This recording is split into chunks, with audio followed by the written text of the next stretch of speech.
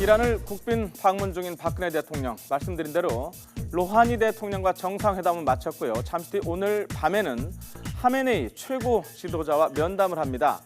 대통령 위에 있는 최고 지도자라는 독특한 체계를 갖고 있는 정교 일치국가 이란.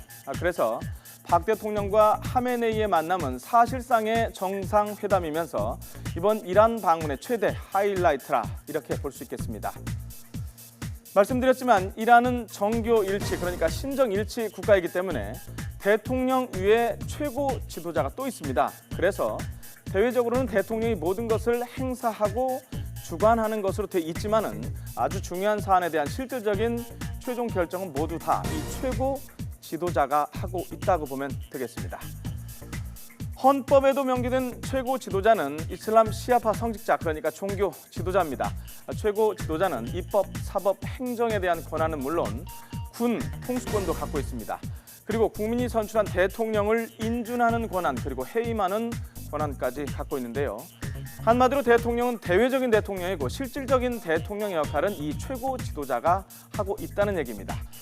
최고 지도자의 임기는 특별한 일이 없는 한 죽을 때까지 종신직입니다. 숨지거나 직무 이행이 불가능하면 국가 지도자 운영회의라는 게 있는데 여기에서 후임 최고 지도자를 선출하게 됩니다. 자, 말씀드렸지만 현재 이란의 최고 지도자는 아야톨라 알리 하메네이입니다.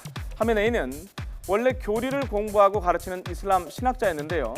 당시 이란은 친서방 정권이 장악하고 있었지만 그는 이란이 이슬람 국가로 거듭나야 한다고 주장을 했습니다. 1958년 당시의 최고 지도자였던 호메이니를 만난 것은 그의 인생에서 아주 큰 전환점이 됐는데요. 호메이니를 따라서 팔레비 왕조를 몰아내고 이슬람 공화당을 창당한 뒤에 1981년, 1985년 두 차례에 걸쳐서 대통령으로 선출이 됩니다. 1989년에는 호메이니가 세상을 떠난 뒤에 최고 지도자 직위를 물려받아서 현재 27년째 그 자리를 지키고 있는데요. 그는 대표적인 반미주의자의 보수파의 상징으로 알려져 있습니다. 그래서 미국에 맞서기 위해서 핵 개발도 추진했고요. 하지만 서방의 금융 제재로 국가 경제가 어려움에 처하면서 미국과의 핵 협상을 이번에 받아들였습니다. 최근에는 외교적인 보폭도 넓히고 있습니다. 지난해 말에는 푸틴 러시아 대통령과 면담을 했고 올해 초에는 시진핑 중국 국가주석과도 만났습니다. 잠시 뒤에 박근혜 대통령과는 어떤 이야기를 나눌지 궁금한데요.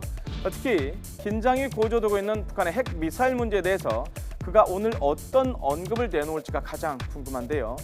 한 중동 전문가는 하메네이가 대외적으로는 강경 이미지이지만은 문학을 좋아하고 악기도 연주할 줄 아는 예술인이고 그래서 한편으로는 유연하고 융통성이 있는 지도자다 이렇게 평가를 했습니다.